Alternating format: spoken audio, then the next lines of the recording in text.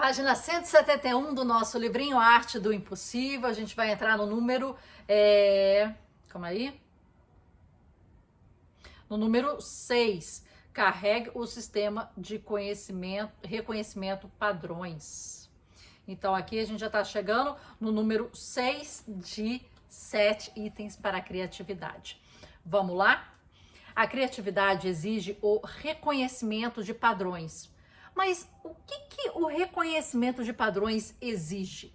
Munição. Se você não está fornecendo novas informações a esse sistema com regularidade, o cérebro fica sem a munição de que precisa para fazer conexões entre as ideias.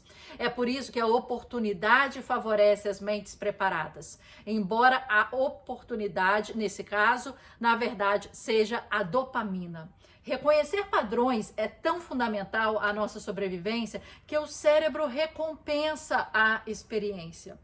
Conforme mencionado, sempre que conectamos duas ideias, isso é, sempre que o cérebro reconhece um padrão, reconhece um pequeno jato de dopamina. Qualquer pessoa que já fez palavras cruzadas ou jogou sudoku, por exemplo, deveria saber disso. A pequena onda de prazer, de sentimentos, quando preenchemos a resposta correta, é a dopamina. Mas a dopamina também afina as relações entre sinais e ruídos, ajudando-nos a observar ainda mais padrões. No exemplo da palavra cruzada, quando preenchemos a primeira resposta correta, muitas vezes preenchemos a segunda ou a terceira imediatamente depois. A dopamina que surgiu desse primeiro exemplo de reconhecimento de padrões estimula o exemplo seguinte e assim por diante. É por isso que as ideias criativas tendem a surgir em espiral, em ondas, né? Que a gente fala melhor em ondas. Porém, aqui também há ressalvas. Se a informação de que estamos alimentando sistemas de reconhecimento de padrões está infinitamente ligada à informação com a qual se conecta um padrão conhecido, não há novidade o suficiente para produzir a reação desejada. E isso pode ser um problema no mundo especializado da utilidade. Mesmo que a especialização seja o caminho padrão para a expertise, ela é uma péssima fórmula de reconhecimento de padrões. A expertise é uma faca de dois gumes, explica Scott Barry Kaufman. Um pouco é bom para a criatividade, mas se você está no limite extremo dessa curva, com expertise demais, ela pode impedi-lo de perceber as associações remotas. A solução: lance uma rede ampla.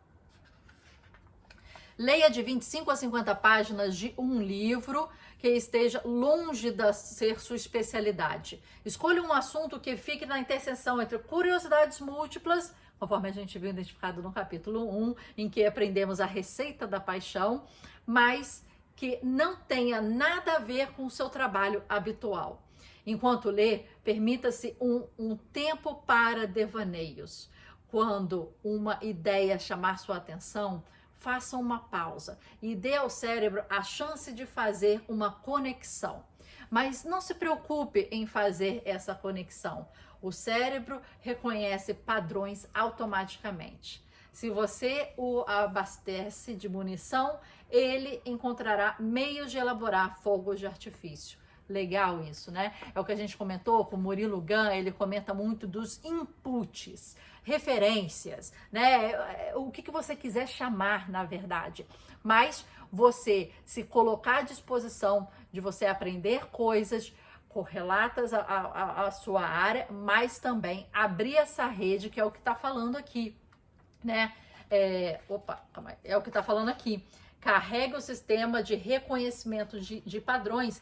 Ele fala, abre a rede. Quer dizer, você às vezes lê uma coisa que não tem diretamente a ver com o seu mundo. Ou lê um artigo de jornal, ou vê uma revista, ou vê um filme, um documentário que não tem a ver com o seu mundo específico. Imagina que você trabalha com culinária. Aí você tá lá, receita, comida, química, né? Mas aí daqui a pouco você sai disso e você vai ler alguma coisa de física, astrologia, coisas planetárias, e aquilo vai te dar alguma outra base ou inspiração para um prato ou para uma receita, né?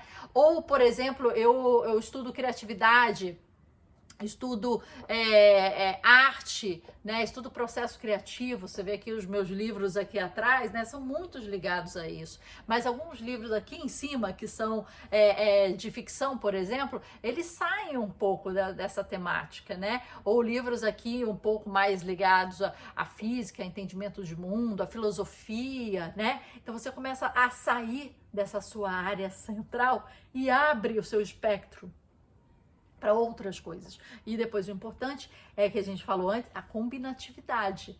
Você vai trabalhar esses inputs e as suas informações, né? Então, isso que ele está falando.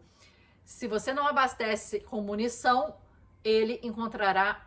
Se você abastece com munição, ele encontrará meios para elaborar fogos de artifício. Isso é importante. 7. E o último, né? Desses que ele tinha falado. O método MacGyver. O personagem de TV MacGyver é um exemplo solucionador de problemas. É por isso que Lee Zlothoff, que o criou, teve que se tornar um excelente solucionador de problemas também. Para escrever episódios do programa de TV, explica Zlothoff, tive que produzir uma quantidade enorme de material em prazos muito apertados. Não havia tempo para ficar travado. Após anos nesse trabalho, Zlothoff notou que sempre que ele realmente travava, as respostas que buscavam nunca apareciam em lugares óbvios, como quando estava sentado à mesa, ruminando o problema. Em vez disso, ele obtinha as respostas ao dirigir o carro ou tomar um banho. Acontecia com tanta frequência que sempre que tratava, Zlothoff saía do escritório e ia para casa dirigindo, tomar um banho. Por fim, ele decidiu descobrir o que estava acontecendo. O que descobriu foi que as atividades levemente estimulantes, como tomar um banho, ocupa a mente consciente, mas não em excesso. Isso serve como um período de incubação, permitindo-nos passar um problema do consciente para o subconsciente. E o subconsciente é um solucionador de problemas muito melhor. É muito mais rápido, mais energeticamente eficiente e tem memória RAM quase ilimitada. Isso é, enquanto a mente consciente pode lidar com cerca de 7 bits de informações por vez, aparentemente não há limite para a quantidade de ideias com que o subconsciente consegue fazer malabarismos. O mais importante é que Zlothoff descobriu ainda que é possível programar o subconsciente com antecedência.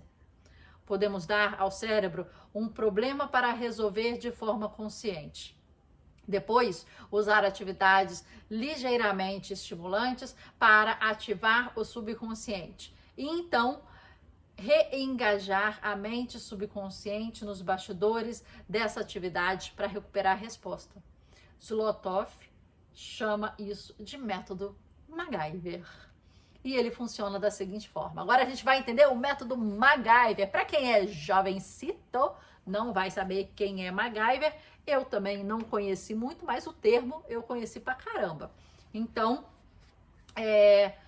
MacGyver é quem solucionava problemas de aventuras e soluções técnicas, né, de problema muito rápido. Ele pegava um clips e enfiava não sei onde e resolvia a questão, né? Ele fazia engenhocas e ele dava resultado, né, e resolução a um problema que estava tendo. Tinha que abrir uma porta, MacGyver ia pegar, sei lá, uma pena e uma caneta e abrir essa porta. Então, esse é o termo que ficou depois cunhado.